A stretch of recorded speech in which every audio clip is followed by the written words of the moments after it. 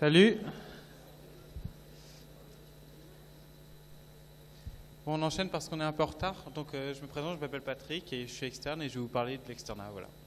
Donc, je vais simplement faire quelques points qui me semblent un peu importants et qui sont un peu plus dans le concret. Voilà, ce sera des généralités globales. Après, vous verrez plusieurs choses plus dans le détail avec la suite des interventions. Donc, l'externat, comme l'a dit le professeur Guachot juste avant, on est sur du temps plein à Strasbourg depuis plusieurs années maintenant. Et du coup, ça fonctionne par bimestre. Donc, les bimestres, c'est des périodes de 2 mois. Donc, à chaque année d'externat, l'AD2 et l'AD3, on fait 2 mois de cours, puis 2 mois de stage, puis 2 mois de cours, puis 2 mois de stage. Les cours, ça s'appelle les blocs. Donc, on a 4 blocs. On en a 2 en D2 et 2 en D3. Il y a le bloc A et le bloc B en DFASM1 ex-D2 et le bloc C et le bloc D en DFASM2 ex-D3. Donc chaque année en D2 et en D3, vous aurez en tout 4 mois de cours, donc 2 blocs, et 6 mois de stage. Les stages, ce sont donc des stages temps plein en D2 et D3. Il y a aussi ce qu'on appelle les stages intégrés. Qu'est-ce que c'est? En gros, c'est une période de 2 mois de stage où on a cours en même temps et on a un examen à la fin. Donc ça concerne, en D2, ça concerne la pédiatrie. Et en D3, ça concerne gynécologie, psychiatrie. Vous faites 1 mois en stage de gynécologie et 1 mois en stage de psychiatrie. Et enfin, en D4, donc actuel DFASM3, on a des stages à mi-temps. Voilà. L'emploi du temps dépend des grilles. Je terminerai ma présentation en vous parlant un peu des grilles. Alors, donc bien sûr, le but de l'externat, c'est aussi de se préparer à l'ECN. Donc pour ça, on a les modules. Donc chaque bloc a un certain nombre de modules. Vous pourrez voir les détails dans le fascicule. Il y a les conférences donc chaque semaine qui vous seront présentées par la suite, donc je ne m'étale pas dessus. En DFASM2, en fin d'année, on a l'ECN3, donc c'est le premier vrai ECN blanc, si vous voulez, que vous devez valider pour passer en D4.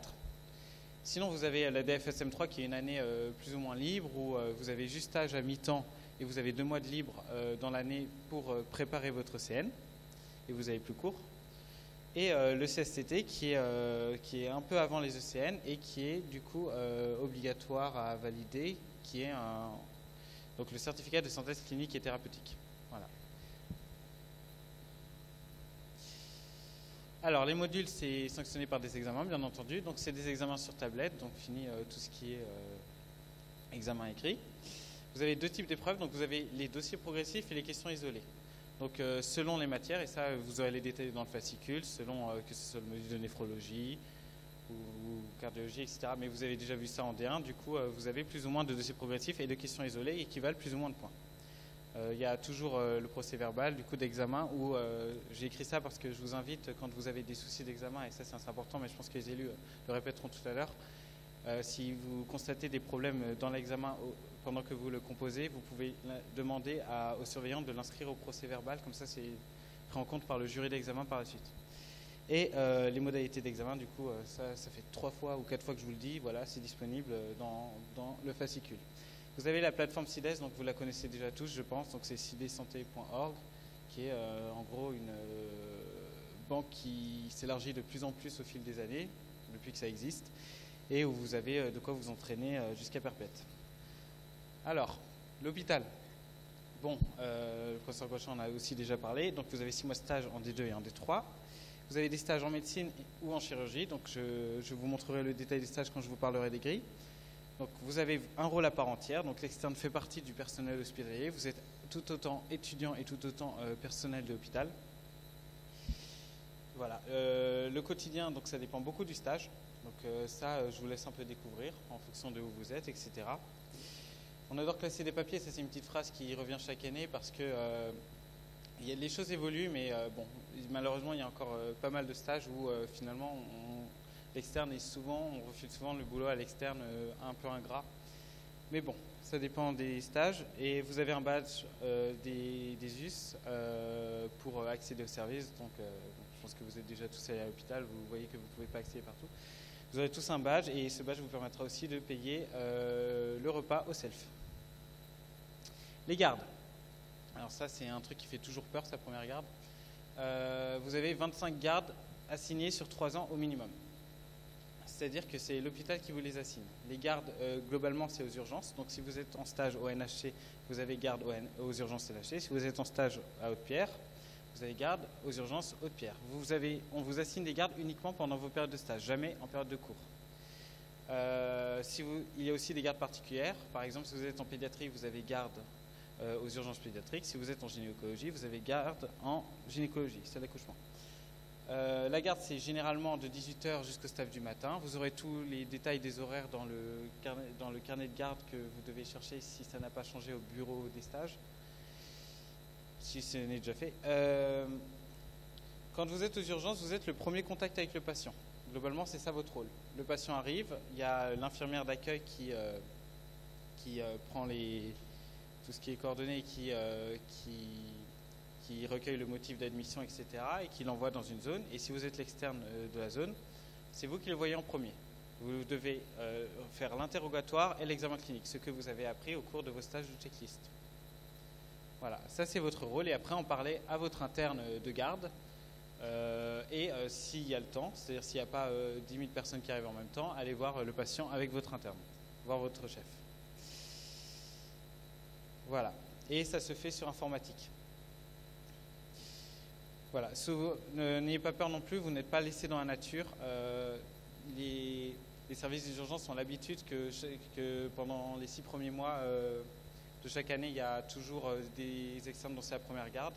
Ils sont généralement très gentils avec tout le monde et voilà. Et de toute façon, vous n'êtes pas seul externe. Si vous avez une question, vous pouvez toujours demander à un autre externe qui est dans la zone juste à côté. Et voilà. Et quand il n'y a plus trop de patients qui arrivent, on tourne avec les autres externes, on se fixe des horaires de présence pour aller se coucher. Chacun a une chambre de garde, bien entendu, avec une douche. Voilà. Important, le carnet de garde. Donc, il ne faut pas oublier de le faire signer plus tamponner à la fin de votre garde, sinon ça ne sera pas compté. Venez une demi-heure en avance, surtout pour votre première garde, parce qu'on vous expliquera plein de trucs. On vous expliquera, là, il faut chercher ta tenue, là, il faut chercher ta clé, etc. T'as pas de badge pour t'identifier, voilà. Donc, il faut venir au moins une demi-heure en avance la première fois. Vous allez à l'accueil des urgences quand vous êtes en stage d'urgence. Ils vous expliqueront tout, vous inquiétez pas. Il faut aller au staff le lendemain matin. C'est à la fin du staff que finit votre garde. Vous pouvez échanger vos gardes si les gardes qui vous sont assignés ne vous conviennent pas. Donc ça, j'y viens après. Il y a un repas qui est prévu pour vous, entre guillemets repas, parce que bon, la nourriture de l'hôpital n'a pas très forte réputation. Et voilà. Et donc ça, je vous l'ai déjà dit, n'ayez crainte, vous n'êtes pas lâché dans la nature. Et pensez à votre brosse à dents, à votre service si vous voulez prendre une douche, etc. Bon, l'externat, c'est aussi un certain nombre de droits et de devoirs. Là, je vous ai juste listé certains droits, mais bon, la présentation que vous a fait le professeur Gauchot était déjà très bien. J'insisterai juste sur le point qu'il a également soulevé, c'est le droit de ne pas savoir. C'est-à-dire que vous avez le droit de dire « je ne sais pas » ou de poser des questions. Et il ne faut pas hésiter. C'est-à-dire vous êtes externe, vous êtes nouveau personnel hospitalier, vous n'êtes pas interne. C'est-à-dire on ne vous demande pas déjà d'avoir le socle de connaissances de l'interne, on ne vous demande pas de savoir guérir votre patient, etc. Vous pouvez poser des questions et vous pouvez dire que vous ne savez pas. Et vous pouvez demander de l'aide. Voilà, donc surtout ce point, c'est le plus important pour moi. Et le repos de garde, j'en avais pas parlé, mais quand vous faites une garde, vous avez un repos de garde de...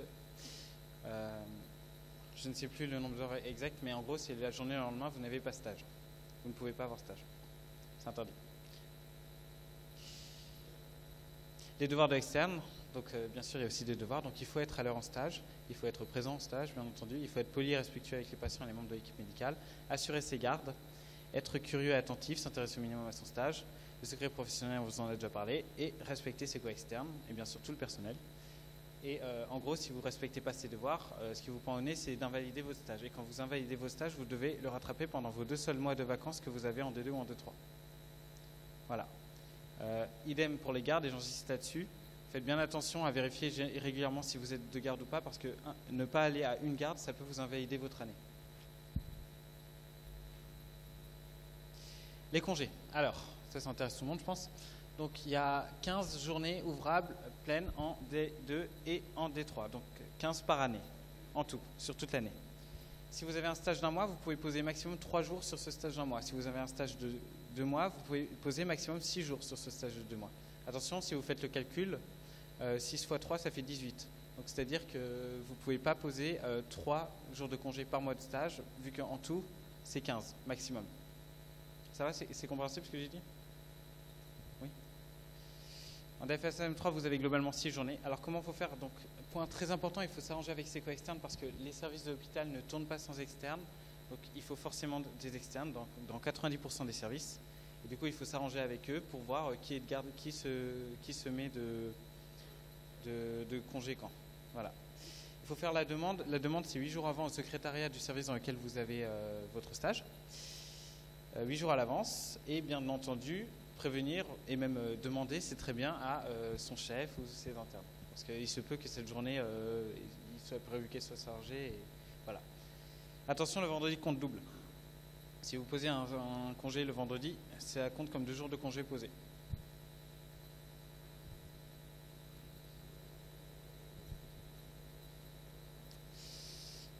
La restauration.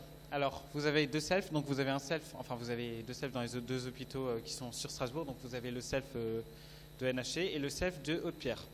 On paye avec son badge US, donc celui que vous aurez par ton stage, et en gros vous le rechargez à l'entrée du self par carte bancaire, donc avec 20 ou 30 euros, 40 euros, etc. Le repas, c'est pas environ, j'ai vérifié cette information, donc c'est 3,20 euros. Après, si vous prenez des suppléments, vous payez plus cher. C'est pas mauvais, si vous voulez mon avis. Voilà. Et petite anecdote, donc le relayage, donc il y a un relayage, donc c'est la cafétéria qui est à ONHC et qui est à Haute-Pierre. Si vous présentez votre carte US ou que vous venez en blouse, vous avez moins 10%. Il faut juste leur demander. Voilà. Combien vous gagnez par mois? Donc environ 100 euros par mois en DFSM 1, 200 par mois en DFSM 2, 230 en DFSM 3. Que vous soyez en cours ou en stage. En cours, vous touchez quand même cet argent. La garde, ça a doublé il y a 2 ans. Donc c'est passé de 20 à 40 euros la garde. Donc on est passé à plus de 2 euros de l'heure. Le samedi après-midi, par contre, ça compte pas. Donc le samedi matin, généralement, dans les services des urgences, ceux qui sont en stage aux urgences, donc les externes en stage aux urgences, ils doivent venir le samedi matin. Donc le samedi matin, les gardes, le samedi, c'est l'après-midi ou la nuit. Et le samedi après-midi, vous n'êtes pas rémunéré. Si vous faites un samedi après-midi, mais ça compte comme une garde dans votre carnet de garde. Généralement, le week-end, ils vous assignent des gardes de 24 heures. Donc samedi de midi jusqu'à 9h le lendemain, jusqu'à après le staff le lendemain, et dimanche de 8h, 8h30 jusqu'à après le staff le lendemain. Donc voilà, quand vous enchaînez jour plus nuit, c'est 80 euros. Pareil les jours fériés. En DFASM 1, vous avez 1 mois de congé sans solde. Donc en DFASM 1 et en DFASM 2, vous avez 2 mois sans rien. Enfin sans rien, vous serez en train de réviser vos rattrapages peut-être. Mais en DFASM 1, un des 2 mois, c'est ce qu'on appelle le mois de congé sans solde. C'est-à-dire que vous ne touchez pas 100 euros par mois ce mois-ci. Et vous ne pouvez pas reprendre de garde ce mois-ci. C'est important. Parce que oui, vous pouvez céder une garde, j'y reviendrai après, mais vous pouvez aussi en reprendre. Il faut que je m'active. Indemnité de transport, je laisserai à la direction des affaires médicales en parler après. Donc ça dépend de votre terrain de stage. Vous pouvez être indemnisé soit via un remboursement d'une partie d'un abonnement CTS ou train, soit un forfait qui est de 130 euros de mémoire, mais bon, je laisserai les professionnels en parler après. Alors, comment valider votre année? Donc il faut valider tous ces stages et ces gardes, bien entendu. Il faut valider ces modules, donc bloc A, bloc B et le module intégré de pédiatrie. Et vous avez droit à des dettes en D2, donc en DFSM 1. Les dettes, c'est un module seulement, plus votre module à option, plus la SCA. Ouais, je ne vous ai pas dit, mais en D2, donc DFSM 1, vous devez valider 2 modules à option, et en D3 DFSM 2, vous devez en valider 1. Et globalement, vous pouvez avoir un module à option, plus un module du bloc A ou du bloc B, ou module intégré de pédiatrie, plus la LCA 2 en dette, maximum. Et si vous avez 2 modules à ECN, vous redoublez. Les grilles. Donc, j'ai juste une seconde.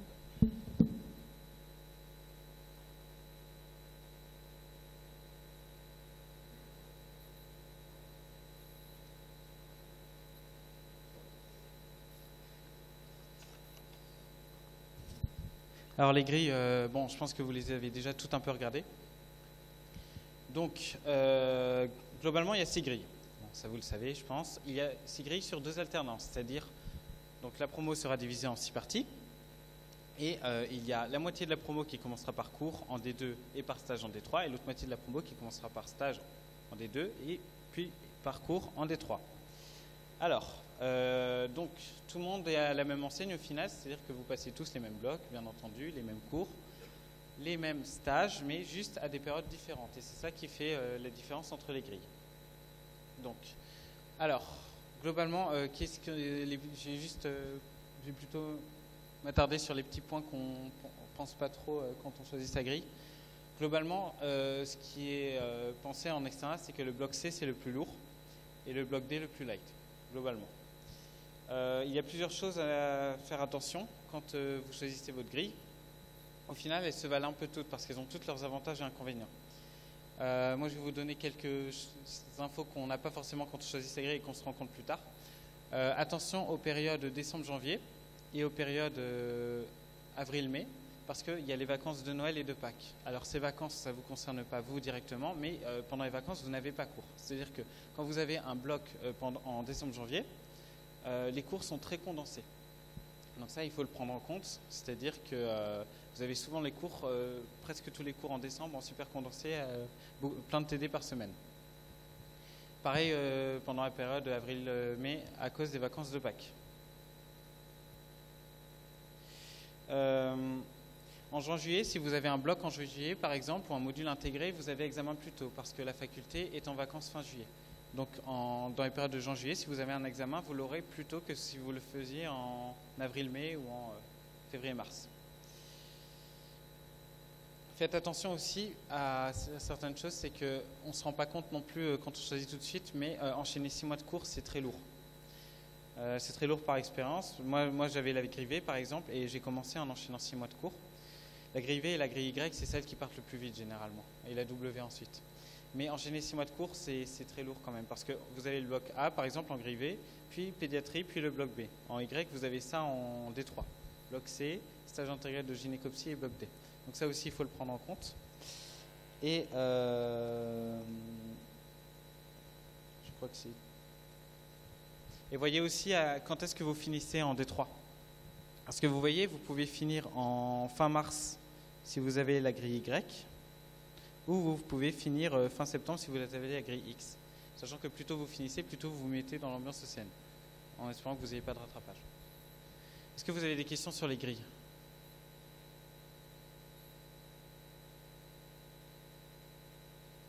Sur externat en général, sur les points que j'ai évoqués avant ? Ok, je vais terminer juste en vous montrant rapidement comment marche le site d'échange de garde. Donc, vous avez sur votre plaquette, à la dernière page, vous avez un petit résumé de tous les avantages de ce site. Donc, il faut aller sur aems.org. En gros, c'est quoi ? Quand on vous assigne des gardes, ces gardes, vous pouvez les voir sur le site d'échange de garde à tout moment. Oula. Ce qui est bien avec le site d'échange de garde, c'est qu'il est directement, il est directement lié au secrétariat des urgences. Donc, s'il y a une garde qui s'échange sur le site, elles sont directement au courant. Et de deux, vous pouvez directement dessus échanger une garde plutôt que essayer d'appeler tous vos potes et ensuite appeler le secrétariat pour la changer. Alors, vous allez sur le site de l'AMS et là, tout en haut à droite, vous avez tableau de garde. Cliquez ici pour y accéder. Voilà.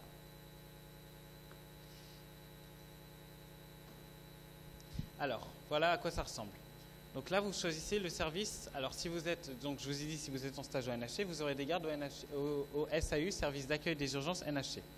Il y a aussi le SAU de Pierre, il y a aussi gynécologie obstétrique à Haute-Pierre, pas au CMCO, attention. Voilà, donc au NHC, là, je vois tous ceux qui seront en stage en septembre 2018, donc actuellement. Voilà. Ensuite, il faut vous connecter. Alors, pour se connecter, bien entendu, il faut que vous refassiez cette année votre adhésion à l'amicale de médecine. Alors, je vais juste me connecter.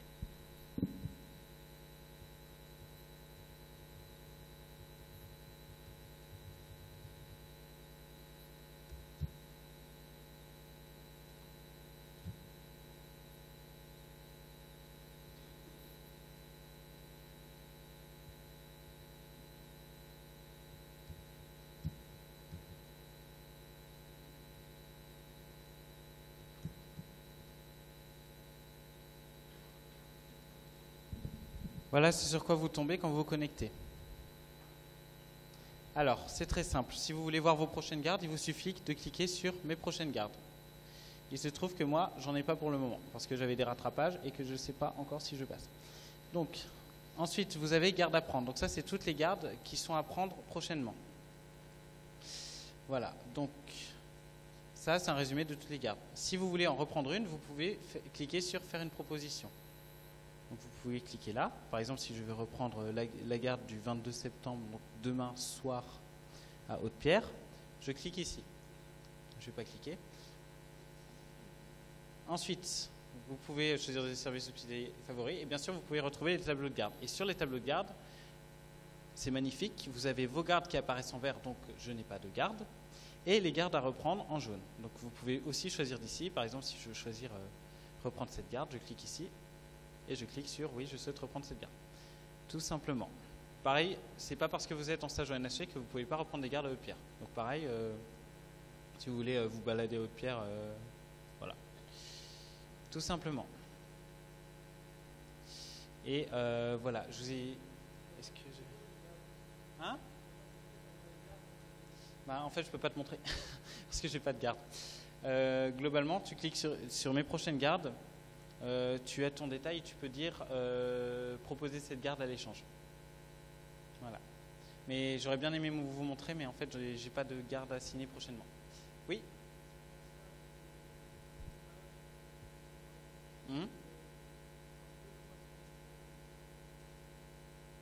Pour le stage ou pour les gardes?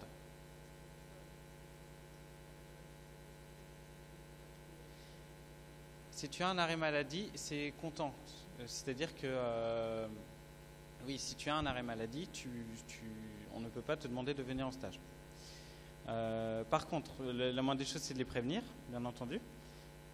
La moindre des choses, c'est de les prévenir que tu ne pourras pas être là de temps à temps. Tu dois envoyer, parce que ça m'est arrivé cette année, tu dois envoyer moi, on m'avait demandé d'envoyer mon arrêt de travail, ce qui est normal au secrétariat, sans forcément mettre le motif. Et voilà, globalement. Et on peut pas... ouais, c'est-à-dire si tu as un arrêt de travail, si tu es malade, soit tu t'arranges avec le stage, enfin tu expliques la situation, et s'il te demande un arrêt de travail, ben, tu vas chez ton médecin. Mais bon, c'est toujours mieux de faire un arrêt de travail.